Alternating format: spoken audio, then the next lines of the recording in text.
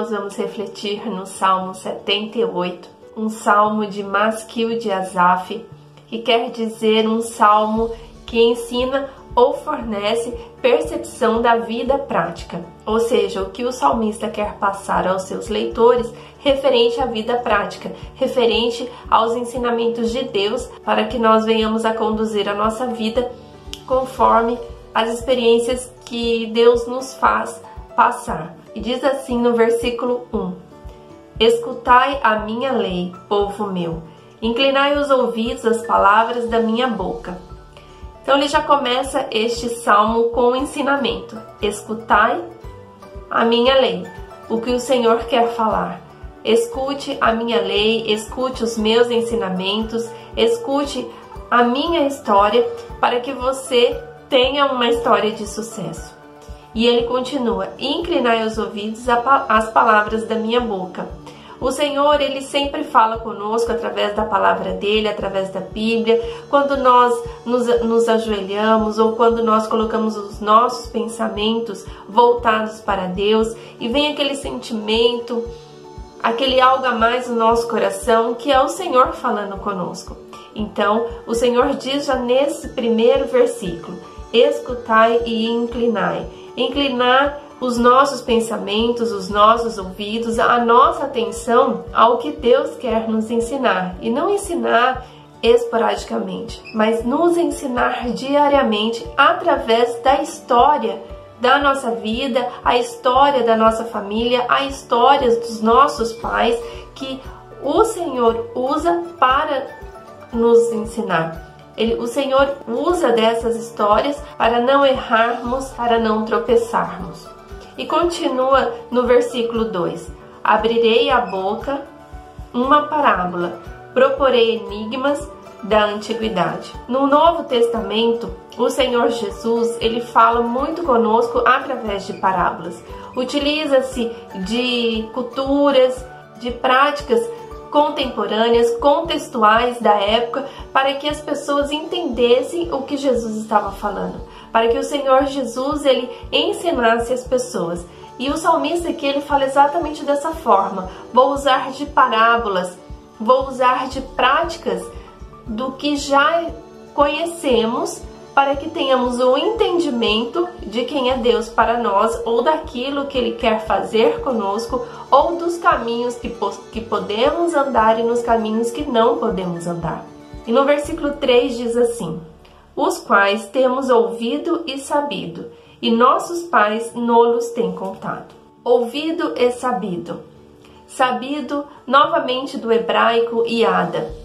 E esse iada, ele direciona ao conhecimento de uma pessoa, e este conhecimento será transferido a outra pessoa. Ou seja, nós só podemos transferir para outro aquilo que já conhecemos, aquilo que já vivemos e sabemos, aquilo que já ouvimos e já aprendemos. Essas nós podemos passar, transferir a outras pessoas. E no versículo 4 diz: não os encobriremos aos seus filhos, mostrando à geração futura os louvores do Senhor, assim como a sua força e as maravilhas que faz. Conhecer a história. Nós precisamos ter essa prática aos nossos filhos, às pessoas ao nosso redor. Passar a história. Passar a outras pessoas as nossas experiências. O que erramos, o que acertamos. Não para viver no passado, mas para dar continuidade a uma nova história a partir do passado. E essas histórias, elas precisam ser transferidas, porque são histórias que vivemos, são iadas, conhecimentos que nós temos, e esses conhecimentos devem ser passados às gerações, para que as gerações não cometam os mesmos erros que nós cometemos, e para que as gerações, elas continuem a fazer o certo a partir daquilo que acertamos diante de Deus. E o Senhor deixa bem claro no final desse versículo 4 que assim como a sua força e as maravilhas e os seus louvores não são qualquer histórias, são histórias baseadas no que Deus quer ensinar. Muitas vezes o Senhor nos direcionou a alguns ensinamentos e esses ensinamentos nós acabamos desobedecendo, acabamos errando, tivemos as nossas consequências e essas histórias também devem ser passadas.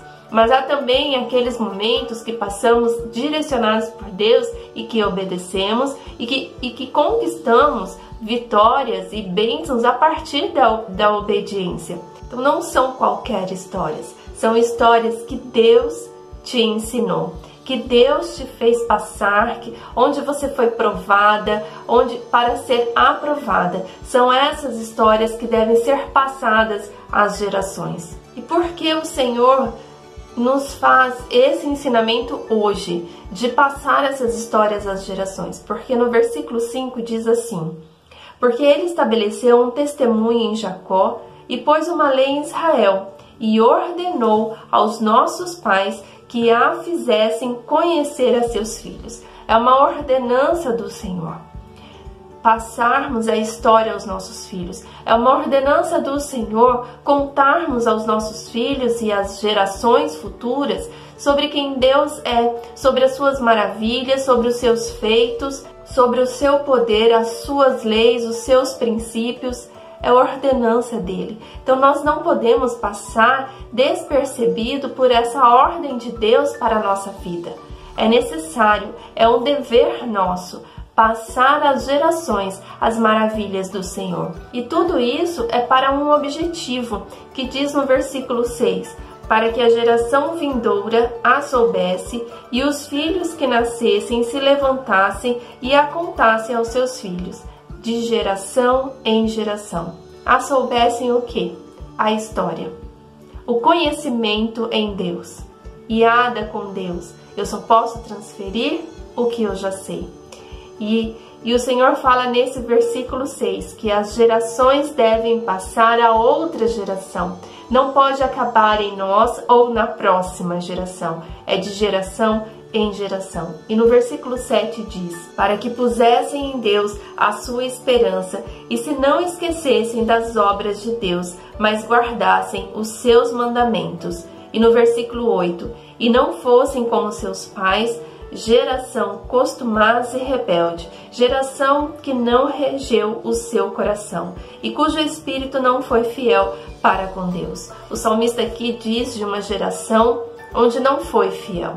Mas ele também fala o motivo para que, quando a história de Deus na sua vida, ela é transferida para outras gerações, essas gerações, elas começam a entender, elas começam a vivenciar e começam também a contar às outras gerações como é viver numa esperança baseada em Deus, viver na fé, viver na dependência de Deus, sem ter um coração independente de quem Deus é na sua vida, na vida dos seus filhos e na vida dos filhos dos seus filhos. E a partir do versículo 9 até o versículo 72, o salmista retoma toda a história do povo de Deus, colocando todas as maravilhas que Deus fez ao povo e contrapondo com um coração ingrato, com um coração desobediente,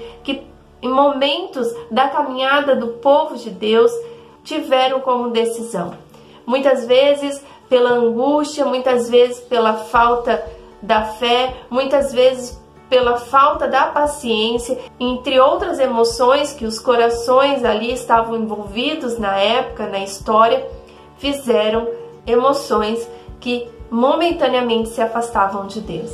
Aí o povo se arrependia e clamava a Deus novamente, e o Senhor vinha com a misericórdia dele e levava as bênçãos dele para o povo, e assim a história do povo de Deus foi sendo contada aqui neste Salmo 78.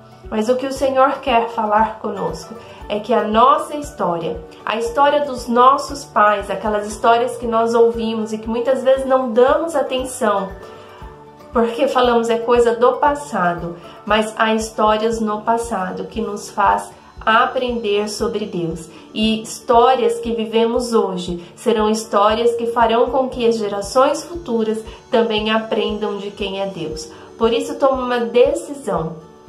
Tome uma decisão de ser dependente de Deus, uma decisão de ser obediente à palavra de Deus, de observar as maravilhas de Deus para a sua vida, para que você conte, para que você transfira o seu conhecimento, a sua experiência com Deus para as próximas gerações. Não permita que as próximas gerações tenham um coração endurecido, porque não ouviu de seus lábios quem Deus é. Tenha um passado com Deus conservado em seu coração, declarado em seus lábios, para que no futuro as próximas gerações vivam com um coração voltado para Deus.